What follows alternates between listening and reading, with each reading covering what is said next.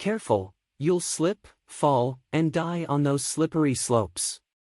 The first time I crossed a street by myself, as in, without one or both of my parents present, I was 17. My parents warned me that the outside world was dangerous, and that, if something were to happen to me, I wouldn't know what to do. According to my parents, kidnappers, murderers, and kidnapper-murderers lurked on every corner of our small, suburban town where, statistically, my chances of becoming the victim of a violent crime were less than my chances of being allowed to cross the street by myself or, more importantly, being allowed to sleep over at Taylor's house. What if something bad happens? My dad argued when I asked why I couldn't spend the night. My mom agreed with him. She lives too far away. Defeated, I looked out the window at Taylor's house across the street. I imagined what it'd be like to paint your best friend's toenails mystic purple at midnight while telling her your deepest darkest secret. This, I'd confess between coats of paint, is my first time over at a friend's house. I stopped receiving birthday party invitations after around the 4th grade. I blamed it on the fact that I didn't understand basic social dynamics but more on the fact that I became known as the girl who would bring her dad to your birthday party.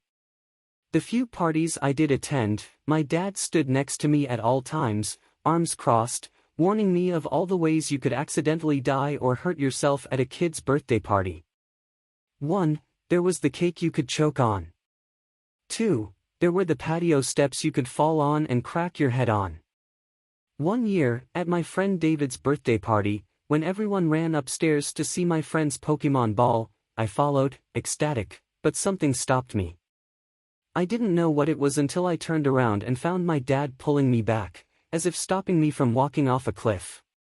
Stay here, he warned, and we sat on David's family's ugly floral couch, listening to my friends upstairs opening and closing the plastic Pokemon ball. I pleaded with my dad to let me join them.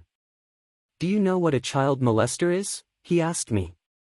As I heard David's faint voice upstairs explaining to everyone the mechanisms of his toy, my dad explained to me that there are sick people in the world. Very sick people who like to put their hands in your pants and then cut up your body parts into tiny little pieces that fit in a garbage can. There could be one hiding upstairs, he told me. A creepy uncle or something. I imagined my friends being chopped up into bite-sized pieces that could fit and be hidden inside David's Pokemon ball. I wondered if we should rescue them, bring them down to the safety of the ugly floral couch. But just as fast as I'd had the thought, everyone came down, all in one piece, completely intact and untouched.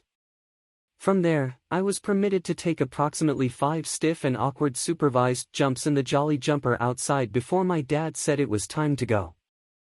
By the time I reached my preteens, I'd finally negotiated myself the privilege of a play date.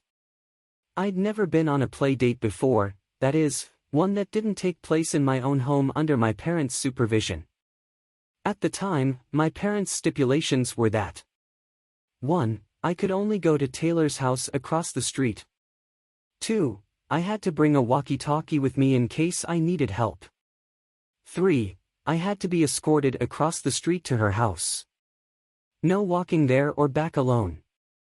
I could get run over and die. 4. I had to stay inside the house at all times.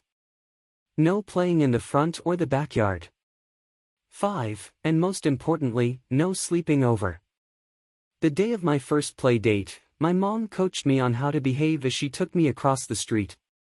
Say please. Say thank you. And tell them you're not allowed to go outside.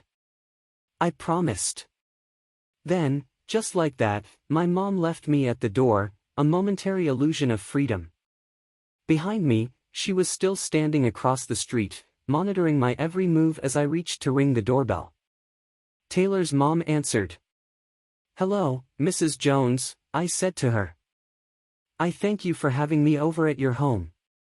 I will not be allowed to go outside. I have to stay inside at all times. She let out a WTF laugh. Okay. Come in. I stepped inside. I still remember the feeling of the plush carpet under my shoes.